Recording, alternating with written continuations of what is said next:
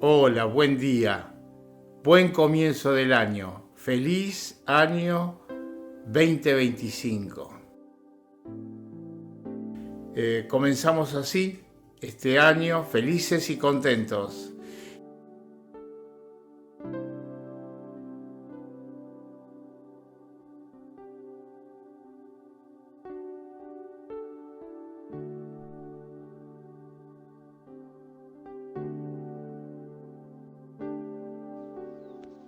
Pensiero del giorno, sabato 4 gennaio. Lasciarsi trasformare dall'amore. Ma Dio, ricco di misericordia, per il grande amore con il quale ci ha amato, da morti che eravamo per le colpe, ci ha fatto rivivere con Cristo. Lettera agli Efesini, capitolo 2, versetti 4 e 5. La prima caratteristica dell'amore di Dio che appare qui è la gratuità. È Dio che prende l'iniziativa per la nostra riabilitazione, indipendentemente da ogni nostro merito personale. Se ci viene incontro è per un amore totalmente gratuito e disinteressato. Un'altra caratteristica dell'amore di Dio è che è illimitato. L'obiettivo di questo amore che riabilita l'uomo non ha confini. Dio non si limita a perdonarci i peccati commessi, ma vuole comunicarci il bene più grande che una creatura possa immaginare: la propria vita, la propria gioia, la partecipazione alla propria gloria attraverso Gesù.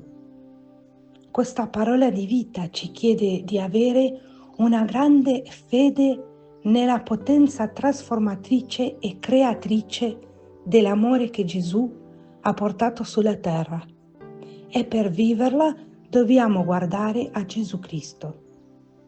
Dobbiamo essere decisi ad essere i primi ad amare e prendere l'iniziativa in tutte le situazioni.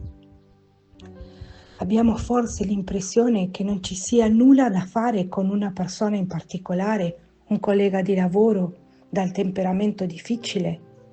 Ci sono situazioni assurde in famiglia, nel gruppo o nella comunità a cui apparteniamo che ci spingono a ripiegarci su noi stessi o forse a fuggire.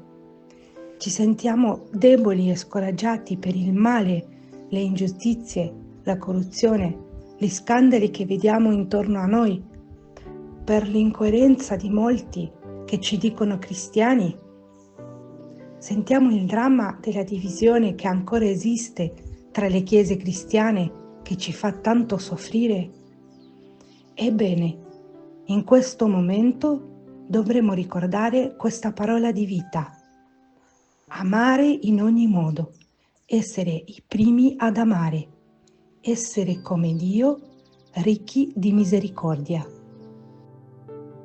Chiara Lubich, estratto dal commento della parola di vita, gennaio 1985.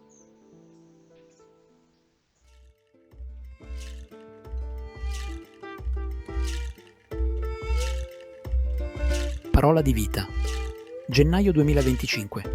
Credi tu questo? Giovanni 11:26.